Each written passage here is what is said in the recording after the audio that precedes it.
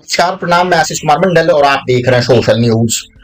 Patna high court में बिहार सरकार के जातीय जनगणना सर्वे के खिलाफ 5 याचिकाएं दायर की गई थी। ये याचिकाएं दिल्ली के 2 गैर सरकारी संगठन यूथ फॉर इक्वलिटी और एक सोच एक प्रयास के अलावा बिहार के 3 लोग अखिलेश कुमार, मुस्कान कुमार और रेशमा प्रसाद ने दायर की थी। पटना हाईकोर्ट ने पांचों की याचिकाओं को एक करते हुए सुनवाई की और 4 मई को जातीय जनगणना पर अंतरिम रोक लगा दी। इस मामले में अगली सुनवाई 3 जुलाई को होनी है। जातीय जनगणना सर्वे का दूसरा और आखिरी चरण 15 मई को पूरा होने वाला था। बिहार सरकार ने 6 जून 2022 को बिहार में जातीय जनगणना की अधिसूचना जारी की। इसके लिए 500 करोड़ की लागत आने की बात कही थी। सर्वे 2 चरण में संपन्न होना था। पहला चरण 7 जनवरी से 21 जनवरी 2023 तक और दूसरा चरण 15 अप्रैल से 15 मई तक। लेकिन सर्वे पूरा होने से 11 दिन पहले ही पटना हाईकोर्ट ने इस पर अंतरिम रोक लगा दी। बिहार सरकार का तर्क है कि इस सर्वे के आधार पर बिहार की सटीक सामाजिक और आर्थिक जानकारी मिल सकेगी और जन कल्याण की योजना बनाने में सहायता मिलेगी। वही याचिकाकर्ताओं का मुख्य तर्क है कि बिहार सरकार को जनगणना का अधिकार नहीं है, ये केंद्र सरकार का अधिकार क्षेत्र है। उन्होंने आरोप लगाया कि बिहार सरकार जातीय जनगणना अपनी सियासी महत्वाकांक्षा के चलते करा रही है और जनता का पैसा खराब कर रही है। उनकी मांग पर आदेश देते हुए कोर्ट ने कहा कि उसे आंकड़ों की चिंता करने के साथ साथ ये भी सुनिश्चित करना है कि संवैधानिक नियमों की कोई अनदेखी न हो। देश में आखिरी बार जातीय जनगणना अंग्रेजों के समय 1931 में हुई थी। आजादी के बाद वे समय समय पर जातीय जनगणना की मांग होती रही। 2011 में की गई जनगणना में सामाजिक, आर्थिक और जातिगत डेटा लिया गया था, लेकिन उसे सार्वजनिक नहीं किया गया।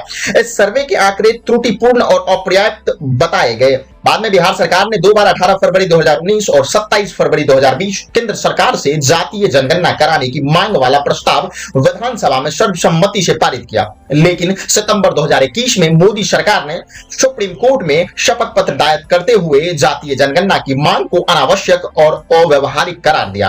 हालांकि जून 2022 में बिहार सरकार ने अपने यहां जाति जनगणना का नोटिस जारी कर दिया और 2022 में जेडीयू और बीजेपी के गठबंधन वाली बिहार सरकार गिर गई। नीतीश ने एक बार फिर आरजेडी के साथ मिलकर सरकार बना ली। बिहार के अलावा उत्तर प्रदेश में बीजेपी के नेतृत्व वाली योगी आदित्यनाथ सरकार ने भी अपने पहले कार्यकाल में सामाजिक न्याय सर्वे कराया था।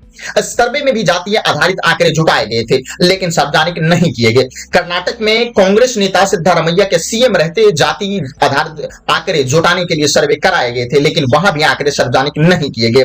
यूथ फॉर इक्वलिटी को आरक्षण विरोधी एनजीओ के तौर पर जाना जाता है। मनमोहन सिंह सरकार के समय 2006 में उच्च शिक्षण संस्थान में ओबीसी को 27% आरक्षण दिए जाने के विरोध में देश के कई नामी शिक्षा संस्थान के स्टूडेंट ने एक एनजीओ बनाया। इनमें एम्स, आईआईटी, आईआईएम, जेएनयू जैसे संस्थानों के स्टूडेंट शामिल थे।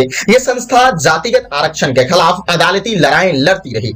इसे शिव खेरा, मजिंदर सिंह बिट्टा और प्रहलाद कक्कर जैसे चर्चित लोगों का सपोर्ट मिलता रहा। 2006 में जेएनयू छात्र संघ चुनाव और 2009 में लोकसभा चुनाव में इस एनजीओ ने अपने उम्मीदवार भी उतारे। आरक्षण के विरोध के चलते संगठन को चर्चा तो मिली, लेकिन वोट नहीं मिले। यूथ फॉर इक्वलिटी ईडब्ल्यूएस के लिए 50% आरक्षण की सीमा तोड़े जाने के विरोध में भी सुप्रीम कोर्ट में याचिका दायर की थी। वहीं एक सोच एक प्रयास दिल्ली का स्वयंसेवी संगठन है। इसका दावा है कि यह सामाजिक, आर्थिक प्रगति, मानवाधिकार और पर्यावरण के लिए काम करता है।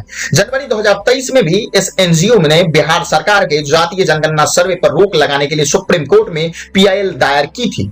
उस समय सुप्रीम कोर्ट ने याचिका खारिज करते हुए संस्था की पीआईएल को पब्लिसिटी इंस्टेंस लिटिगेशन कहा था और पटना हाईकोर्ट जाने की सलाह दी थी। बाकी तीनों याचिकाकर्ताओं में शामिल रेशमा प्रसाद ट्रांसजेंडर हैं। उनके पास इन सर्वे का विरोध करने की अपनी ही वजह है। वो ट्रांसजेंडर को जाति के आधार पर नहीं बल्कि लिंग के आधार पर गिने जाने की पैरवी कर रही है। उनका मानना है कि इस सर्वे में ट्रांसजेंडर जाति के आधार पर अलग अलग गिने जाएंगे, जबकि उन्हें लिंग के आधार पर एक साथ गिना जाना चाहिए।